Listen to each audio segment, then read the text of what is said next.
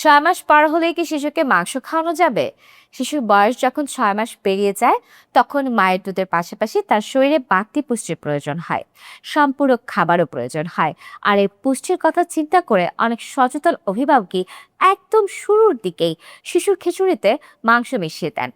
মাংস থেকে শিশু পেতে পারে প্রয়োজনীয় আমিষ, আয়রন, ভিটামিন বি12 এবং জিঙ্ক, যা শিশুর শারীরিক বৃদ্ধি ও মেধা বিকাশের জন্য অত্যন্ত জরুরি।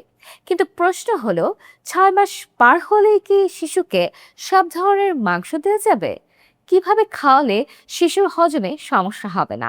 চলুন মুন্সিগঞ্জের শ্রীনগর উপজেলা স্বাস্থ্য কমপ্লেক্সের শিশু বিশেষজ্ঞ ও সহকারী অধ্যাপক ডাক্তার তাসনুবা খানের পরামর্শ থেকে জেনে নেওয়া যাক আসল নিয়ম। ডাক্তার তাসনুবা খানের মতে, শিশুর বয়স 6 মাস পার হলে তাকে মুরগির মাংস দেওয়া যেতে পারে। তবে হাঁস, গরু বা খাসির মাংসের জন্য শিশুকে অন্তত 1 বছর পার হওয়া পর্যন্ত অপেক্ষা করতে হবে, কারণ এই লাল মাংসগুলো হজম হতে তুলনামূলক বেশি সময় নেয় এবং সব শিশুর শরীরে সব ধরনের মাংস শুরুতেই সহ্য করতে পারে না। যে কোনো নতুন খাবারের মতো মাংসের বেলাতেও শিশুকে ধীরে ধীরে অভ্যস্ত করে তুলতে হবে।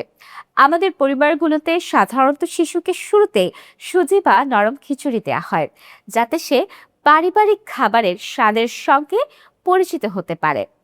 মাংস দেওয়ার ক্ষেত্রেও নিয়মটি একই। একদম শুরুতে নরম খিচুড়ি বা নরম ভাতের সাথে খুব অল্প পরিমাণে মাংস মিশিয়ে দিন। এরপর শিশু সেটি সহজেই হজম করতে পারলে ধীরে ধীরে মাংসের পরিমাণ বাড়াতে পারেন। ছোট্ট সোনামণিকে মাংস দেওয়ার সময় বেশ কিছু গুরুত্বপূর্ণ বিষয় অবশ্যই খেয়াল রাখতে হবে। প্রথমত, মাংস অবশ্যই খুব ভালোভাবে সিদ্ধ হতে হবে, কোনোভাবেই যেন আধসিদ্ধ না থাকে। দ্বিতীয়ত, যে শিশুটি মাত্র নতুন শক্ত খাবার খেতে শিখেছে, তাকে মাংস দিতে হবে একদম মিহি করে।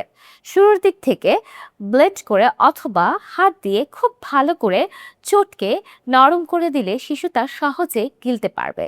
চাইলে মুরগি আর সবজি দিয়ে পুষ্টিকর স্যুপও তৈরি করে দিতে পারেন। তৃতীয়ত, মাংসের কোনো শক্ত টুকরো বা হাড়ের অংশ দেওয়া যাবে না, যা শিশুর গলায় আটকে বড় দুর্ঘটনা ঘটতে পারে। মাংসের চর্বি বা শক্ত চামড়ার অংশ পুরোপুরি ফেলে দিতে হবে, এমনকি ফার্মের মুরগিও চর্বিও বাদ দিতে হবে। এখানে চিকিৎসকের একটি বিশেষ টিপস মনে রাখা জরুরি। যে কোনো নতুন খাবার শুরু করার পর অন্তত 3 দিনের মধ্যে অন্য কোনো নতুন খাবার শুরু করবেন না। এতে যদি শিশুর কোনো খাবারে অ্যালার্জি থাকে, তবে তা খুব সহজেই শনাক্ত করা সম্ভব হবে।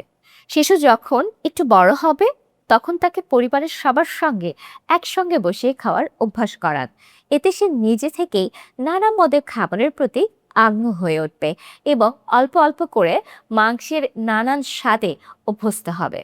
আর যে বয়সী শিশু নিজে হাত দিয়ে খাবার খেতে ধরতে শেখে, তখন তার হাতে মুরগির লম্বা হাড়ের টুকরো দিতে পারেন, যেটিতে মাংসের কোনো শক্ত বা ধারালো অংশ নেই। এটি হাতে পেয়ে শিশু বেশ উৎসাহ পাবে এবং নিজে নিজে চুষে খেতে শিখবে।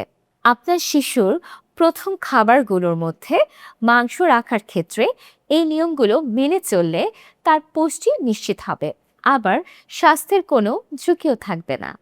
আপনার শিশুর বয়স কত এবং সে কি মাংস খেতে পছন্দ করে, কমেন্ট করে আমাদের সাথে শেয়ার করুন। নতুন মা বাবাদের সচেতন করতে ভিডিওটি শেয়ার করুন। শিশুর স্বাস্থ্য, পুষ্টি এবং প্যারেন্টিংয়ে এমন সব দরকারি ও নির্ভরযোগ্য পরামর্শ পেতে চ্যানেলটি সাবস্ক্রাইব করে বা পেজটি ফলো রাখুন। আপনার সোনামণি সুস্থ থাকুক, হাসি খুশি থাকুক। ধন্যবাদ।